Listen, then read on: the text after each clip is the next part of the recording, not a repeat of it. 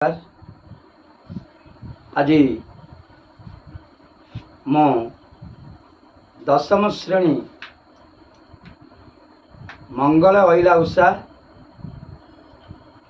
Jar कवि होउचंती स्वभाव कवि गंगाधर मेहर से विषय मु सम्यक विवरणी दबाकू जाऊँगी। कौन सी बही की मु रिफर करने को चाहूनी, परवर्ती समय बही की पढ़ेबी।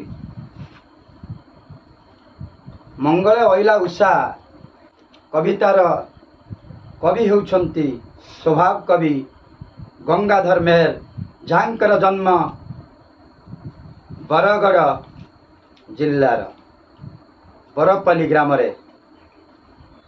सही गंगाधर मेहर तांकर कविता गोटे अच्छी, मातृभूमि मातृभाषा रे ममता जा हृदय जनमी नाही, ताकू जदि ज्ञानी गणरे गणिबा अज्ञान रहिबे काहीं।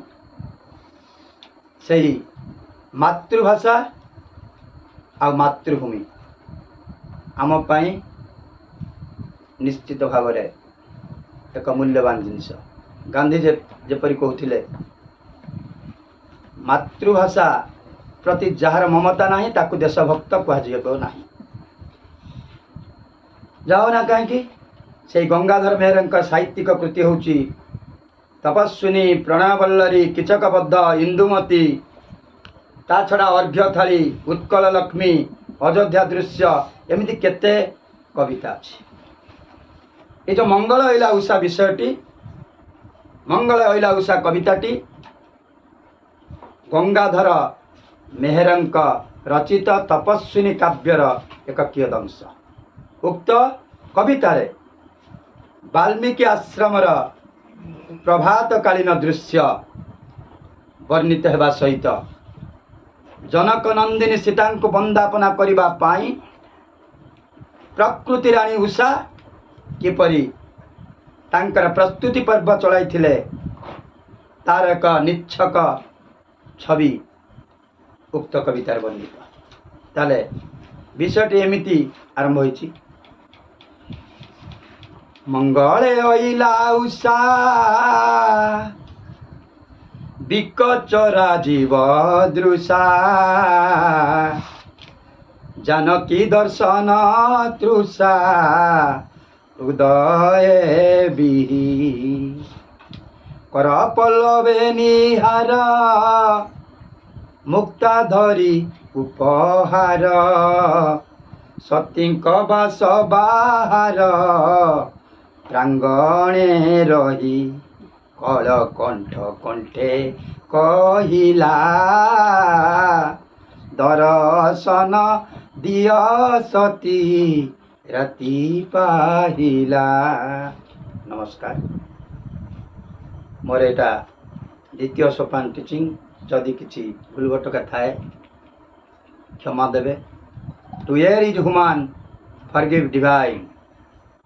जमिति शुक्राचार्य तांका झियो देवजानी के बुझाइथिले, क्षमा कले झियो क्षमा तो मिलई, क्षमार न मिले अंत, क्षमार ग्रहिता क्षमादाता दुहे ये भुवने भाग्यवंत। तेणु दर्शक मानकु, यूट्यूब दर्शक मानकु मु एथिपाई क्षमा मागी जाऊँगी जदि किसी भूल थाए। ताले विषयटी आरंभ करिबा। से प्रकृति राणी उषा, मंगलमय उषा वाल्मीकि आश्रम रे अवस्थापिता सीता को वंदापना करिबा पाई प्रकृति राणी उषा तांकर प्रस्तुति पर्व चलाइछन्ति। से मंगलमय उषा कौन करिछन्ति? मंगल अइला उषा विकच राजीव दृशा, प्रस्फुटित पद्म नेत्र चाहाणी, कहार ना मंगलमयी उषांकर। तांक पद्म नेत्र रे चाहि रहिछन्ति एवं सीता देवी को अपेक्षा करिछन्ति वाल्मीकि आश्रम प्रांगण रे।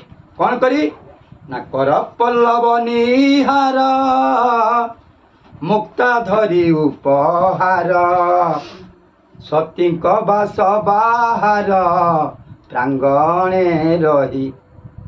ତାହେଲେ कर रूपक पल्लव, पल्लव माने कौन? पत्र। हाथ रूपक पत्र रे निहार बा शिशिर रूपक मुक्ता धरी कोठी अपेक्षा करिसंती ना सतींकर बासभवन प्रांगणर अपेक्षा रता। कलकंठर कंठरे माने कोइलीर कंठरे राति पाहिबार सूचना देइछंती। अर्थ कोइली तार राब द्वारा राति पाहिबार सूचना देव और सीता शीघ्र शଯ୍ୟା त्याग करिवे। निश्चित भाव तांकर मनस्ताप जनित शोक को अपनोदन करिबा पाई प्रकृति राणी उषांकर प्रचेष्टा। तापरे उषा देवी कौन कहते? अरुण कषाय बास